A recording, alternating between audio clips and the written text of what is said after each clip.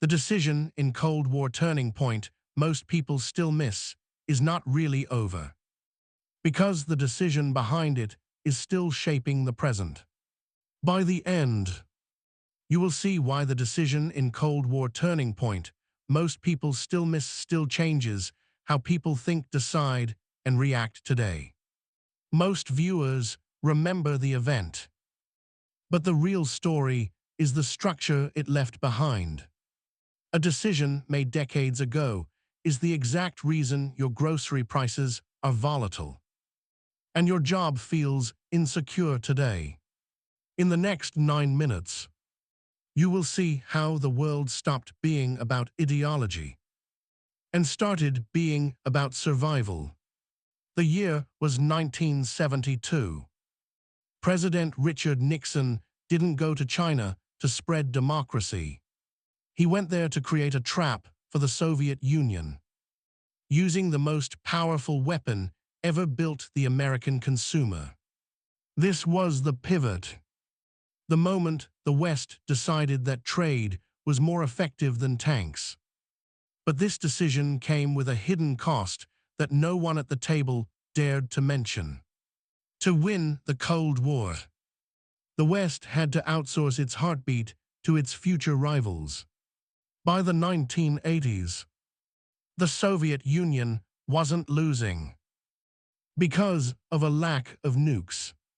They were losing because they couldn't produce a toaster as well as they could a Kalashnikov.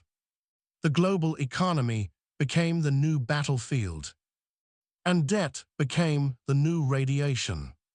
Fast forward to today.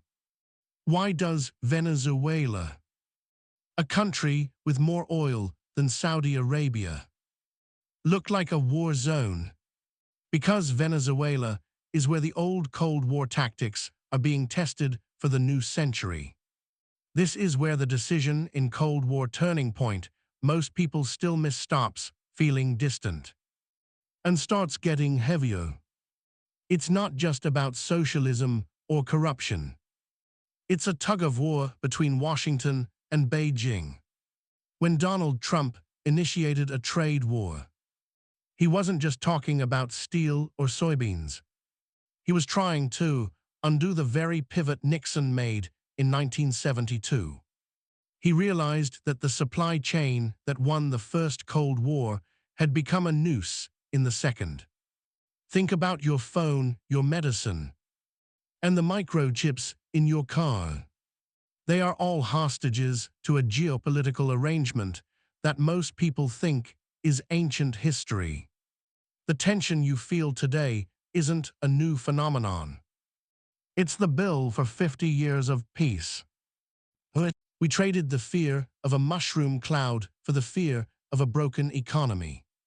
In the 90s, we were told the world was flat, and everyone would be friends through commerce.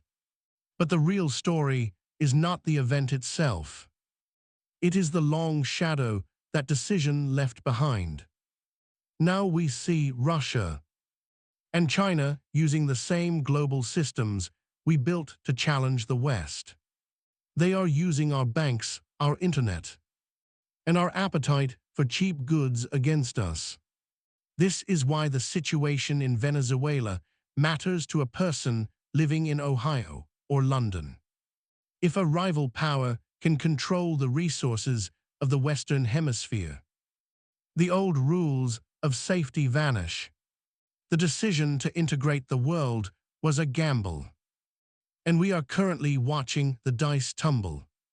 If the first Cold War was about who had the most bombs, the second is about who has the most leverage. Leverage over your energy. Leverage over your data. Leverage over your future. We are moving away from a bipolar world back into something much more chaotic. The end of history was just a commercial break between two very long acts. The assumption was that if you fed the world would stop fighting. But history shows that a full stomach often leads to a desire for more power, not less. This is the part most people miss. We didn't win the Cold War. We just subsidized its evolution. And this is where the decision in Cold War turning point most people still miss stops feeling historical and starts feeling personal again. The comfort of the 1990s was a historical anomaly, not the new standard. Now, we are returning to the reality of power blocks and resource wars. Look at the minerals needed for electric cars. Look at the oil in the Caribbean. These are the new front lines, and they are closer to your home than you think. Every time you hear a politician talk about bringing manufacturing home, they are talking about war. They are preparing for a world where the handshakes of 1972 no longer hold. The era of cheap, easy peace is over. The era of high-stakes competition has returned. So the question isn't whether we are in a new Cold War. The question is, are we ready for the price tag? Because this time, the enemy isn't behind a wall. They are inside the systems we use every day. You can't defeat an opponent that you also need to buy your medicine from. This is the paradox of our age. We are more connected than ever and more threatened because of it. We are watching the death of the world Nixon built. And something much more aggressive is being born. If you want to understand the future, stop looking at the history books and start looking at the balance sheets. The decision that changed everything was the choice to prioritize wealth over security. And now, we are all paying the interest on that debt. What matters now is where the legacy of the decision in Cold War turning point most people still miss gets pulled back into the next conflict. The real turning point wasn't a victory. It was a trade-off. And the trade-off just expired.